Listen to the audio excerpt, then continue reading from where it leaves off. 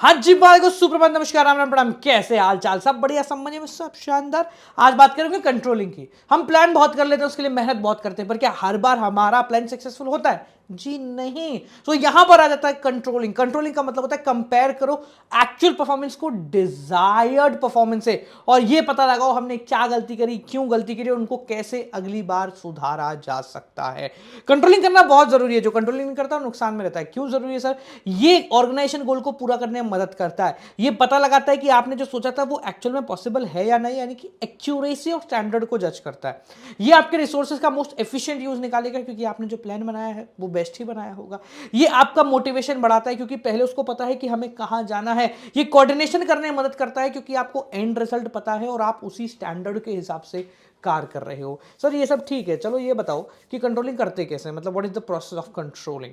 तो भाई कंट्रोलिंग के प्रोसेस के बारे में बात करें, बहुत आसान है। सबसे पहला काम है आप एक स्टैंडर्ड सेट कर लो कि भाई मुझे 95% लाने, ये मेरा स्टैंडर्ड हो गया।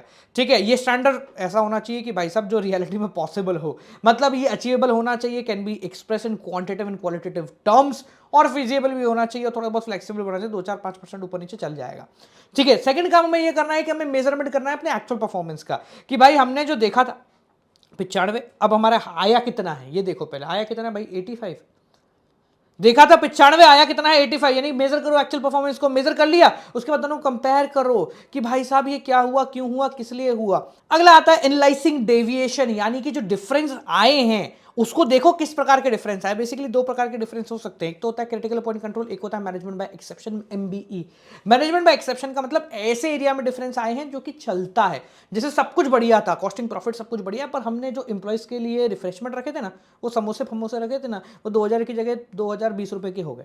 अरे ठीक है, तो ये कहलाता है मैनेजमेंट बाय एक्सेप्शन, चल जाएगा कोई बात नहीं। पर कुछ ऐसे डेविएशन होते हैं जिनमें बिल्कुल नहीं चलेगा। कॉस्टिंग हमने सोची 10 रुपए, हो गई 13 रुपए। 3 रुपए की पर यूनिट कॉस्ट बढ़ गई, ये बहुत बड़ा डेविएशन है, तो ये नहीं चलेगा। तो भाई देखो कैसा डेविएशन है, क्रिटिकल पॉइंट कंट्रोल है, एक्सेप्शन एक्सेप्शन चलने दो, क्रिटिकल पॉइंट कंट्रोल है, की एरियाज में डिफरेंस है। तो अगला पॉइंट आता है टेकिंग करेक्टिव मेजर। अगली बार थोड़े ढंग के मेजर लो, अगली बार थोड़े ढंग की प्लानिंग करो, अगली बार थोड़ा दिमाग बेहतर लगाओ। देखो क्या है, प्लानिंग और कंट्रोलिंग आपस में एक दूसरे से बहुत ज्यादा मिले हुए हैं। कैसे मिले हुए हैं सर? अगर कंट्रोलिंग नहीं होगी तो प्लानिंग नहीं होगी, प्लानिंग नहीं होगी तो कंट्रोलिंग नहीं होगी, दोनों एक दूसरे से लिंक है। देखो भाई, हमने प्लान कर लिया कि भाई 95 लाना है, कंट्रोलिंग करना जरूरी है, और कंट्रोलिंग करने से हमें यह पता लगा कि 10% का डिफरेंस है, तो उसके हिसाब से अगली बार क्या करना पड़ेगा? प्लानिंग करना पड़ेगा। तो planning is blind, or controlling is blind without planning. ठीक है भाई, प्लानिंग के बिना हम कंट्रोल किस चीज की करेंगे? अगर हमें कोई गोल ही नहीं है तो क्या अचीव करेंगे? और second, planning without controlling is meaningless. अरे आप प्लान कर रहे हो बिना ये देखे पिछली बार गलतियां क्या हुई थी, तो फिर आप खराब आदमी हो।